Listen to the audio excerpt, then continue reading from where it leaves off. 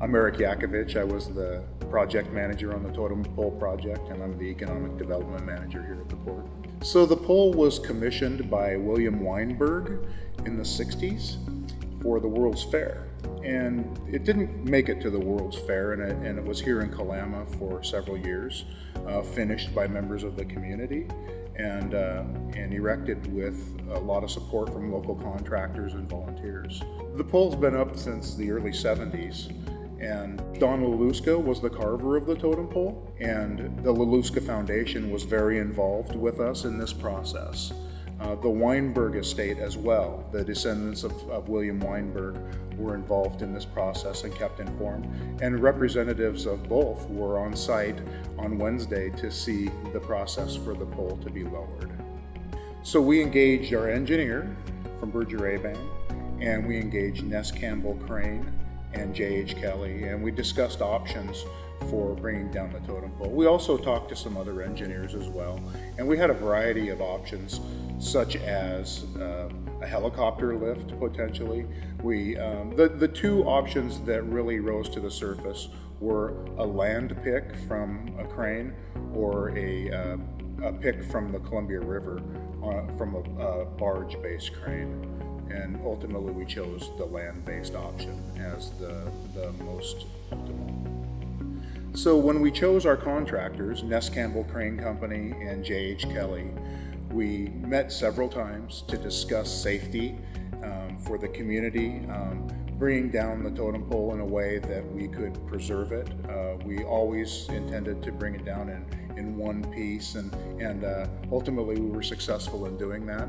So we met a couple of times and discussed our plans, made sure that the team was all in agreement on the appropriate process to bring down the pole, and then we were ready for September 19th. Based on the evaluation of the structural integrity that we received from Sargent Engineers, our own engineers at Berger-Abam determined that the pole could be successfully brought down in one piece. The totem pole is roughly 140 feet tall, and in order to preserve the pole in its pick, a strong back was attached to the back of the pole, and that was a roughly 120-foot piece of steel that was 12 inches wide, and it was strapped in even increments along the pole to give it extra strength and also to protect the pole from breaking when it came down.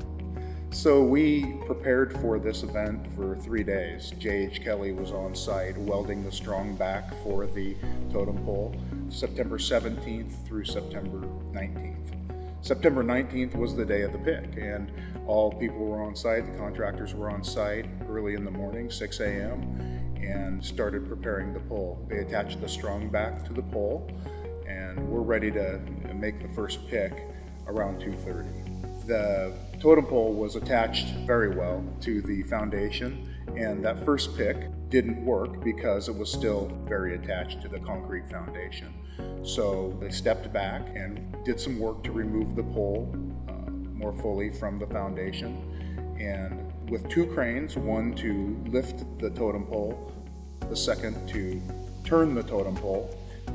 Later that evening, around 6:30, we were ready to make the second pick, and that's ultimately the pick that was successful. The totem pole was brought safely to the ground in one piece, and we're very happy about that. So it's always been our intention to refurbish the pole. We have some ownership issues to work on with the Weinberg estate, and if the port were to retain responsibility for the pole for many years to come, we will look at refurbishing the pole, possibly erecting the pole again, possibly refurbishing where it sits. Either way, it'll be available for the public to view and to enjoy the pole for years to come.